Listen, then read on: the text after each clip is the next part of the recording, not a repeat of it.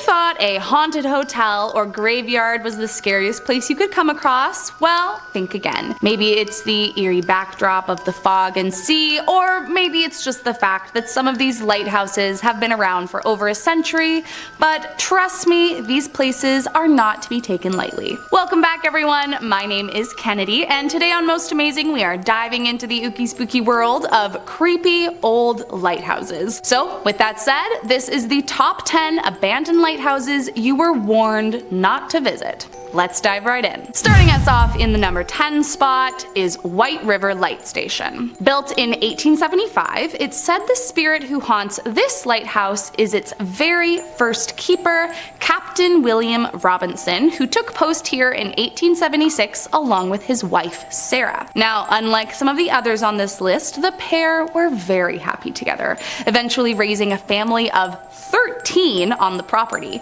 In fact, the Robinson family loved the lighthouse so much they stayed for 47 years. It wasn't until he was 87 years old that Captain Robinson decided to retire. But as luck would have it, he died the night before he was set to leave the premises for good. However, it wasn't until the 1960s when this lighthouse was actually decommissioned, and so many of the keepers who followed him claimed to have heard the clacking of his cane echo through the building. However, that wasn't all. According to some reports, the ghost of Captain Robinson had a hard time letting go of his duties and would often mess around with keepers by moving things around on them or by watching over their shoulders during a shift. I mean, is he the most terrifying ghost to ever exist? Probably not, but it's still creepy nonetheless. Coming in at number 9, Rubjerg-Knude Lighthouse. Up in northern Denmark, just off the coast of the North Sea in Rubjerg, is a lighthouse that, although it's not nearly as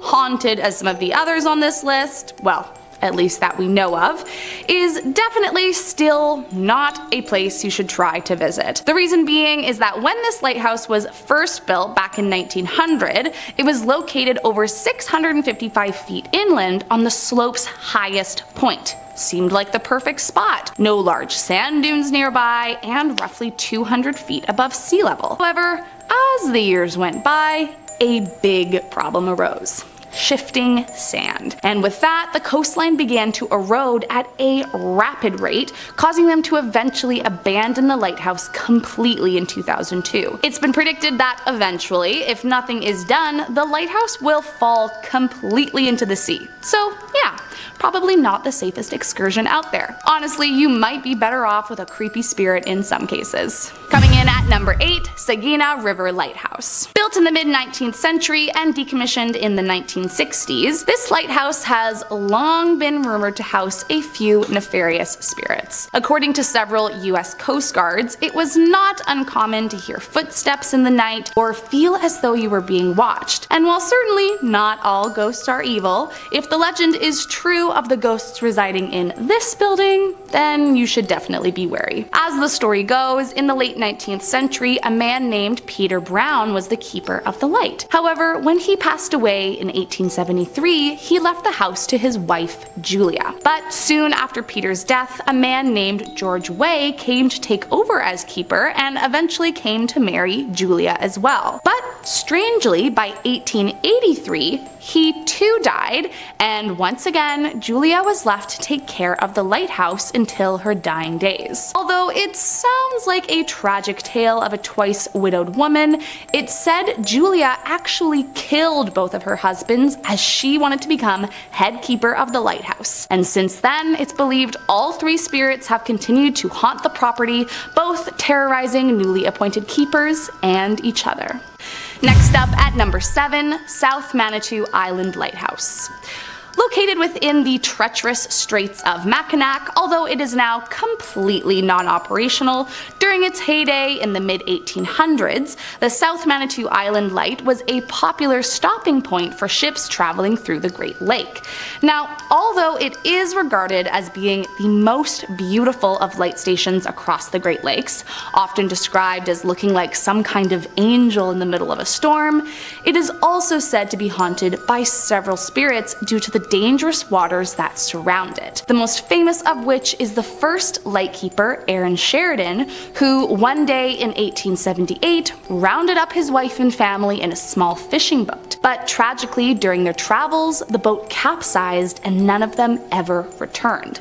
Well, at least not in physical form. Since their tragic demise, lightkeepers often reported hearing echoing voices, unexplained noises, and the sound of loud footsteps in the middle of the night. So if you are even remotely afraid of a little paranormal activity, then trust me, this is not the place for you. Next up at number 6, the terrible Tilly. The notorious Tillamook Rock Lighthouse, officially nicknamed the Terrible Tilly, comes by its nickname honestly, which should tell you right away why you should be nervous to get too close to this one. From the get-go in 1878, Tilly has caused the people close to it many problems. For example, before construction even began, the mason surveying the location was swept out to sea, never to be seen again. And insanely, that's not even the worst of it. By the time construction began, the workers knew they were in for a tough ride. Just accessing the rock was dangerous enough, let alone the frequent storms they had to endure. Then in January of 1880, just 4 months into construction, a huge storm sent perilous waves up to the rock,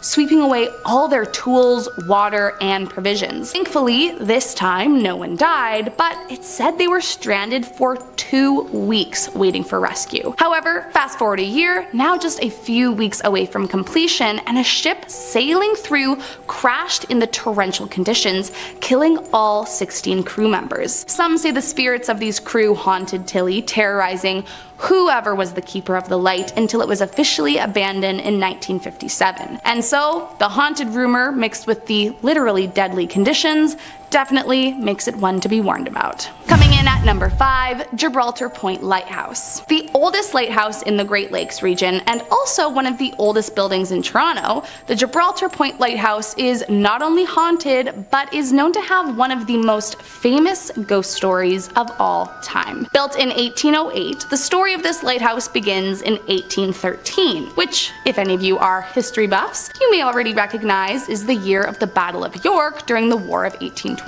As the story goes, starting in 1813, the keeper of the house, John Paul Radmuller, would of course keep watch for both enemy ships and friendly vessels looking for a safe harbor. A job he did very well for 2 years, until one night in 1815 when he made a deadly mistake. As the legend goes, 2 soldiers arrived at the point, and John, believing them to be safe, invited them inside for some of his homemade beer. However, the soldiers tricked the lightkeeper and killed him before concealing their crime by dismembering his corpse and hiding the remains across the property. Ever since then, keepers say his ghost haunts the property, and it's not just a wives' tale. One keeper actually found a jawbone hidden inside a coffin. But most terrifying of all is that on misty evenings, legend has it you can still hear his last screams echo across the property. Coming in at number 4, Seguin Light. First built in 1795 off the southern coast of Georgetown, Maine, the claim to fame for this lighthouse was that it was commissioned by none other than the first president of the United States, George Washington. However, what stands now is not the same structure, as it was removed and replaced with a stone building in 1819 and then again rebuilt in 1857. But that doesn't really matter anyways, as what brings this lighthouse to our list today is not that it was commissioned by a president, but that it's said to be haunted by a former keeper and his wife from the mid-19th century.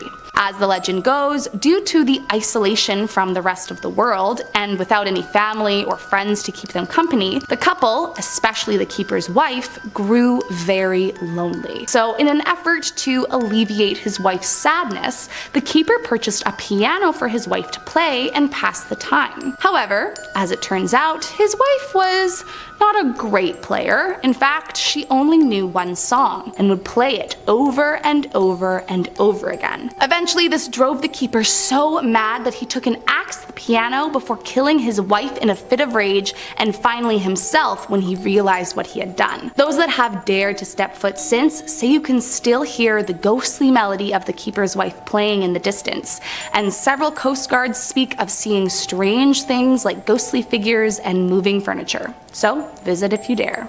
Coming in at number 3, Plymouth Lighthouse. Once home to the first ever female lighthouse keeper in America, Hannah Thomas inherited the duties after her husband tragically died in combat during the American Revolution. And it's said that she haunts the lighthouse to this day, frightening anyone who steps foot on her property. Now, what's interesting about Hannah's ghost is that the structure that stands now is not remotely the same one she kept. The original towers were lost in a fire, and the new structure was built in 1801, and then they rebuilt it again in 1842. But that doesn't seem to matter to her. No matter how many times the tower changes, Hannah remains. For years, keepers and visitors alike claim to have witnessed her apparition, but it's not just the lighthouse she occupies. One couple, in fact, were staying at the house adjacent to the tower and claimed to have encountered Hannah's ghost in the middle of the night. As if out of a horror movie, they say they were awakened to find her ghostly body dressed in period clothing floating above their bed, watching them sleep. Now, if that happened to me, there is no way I would have stayed 1 minute longer. So unless you enjoy being watched by an 18th century ghost while you sleep, I would suggest keeping away from this one. Coming in at number 2, Waugoshance Shoal Lighthouse. Built in 1850, the Waugoshance Shoal Lighthouse is not only located in the treacherous straits of the Mackinac, but was also the first ever lighthouse built within the Great Lakes to be completely surrounded by water, which is kind of just a fun little fact.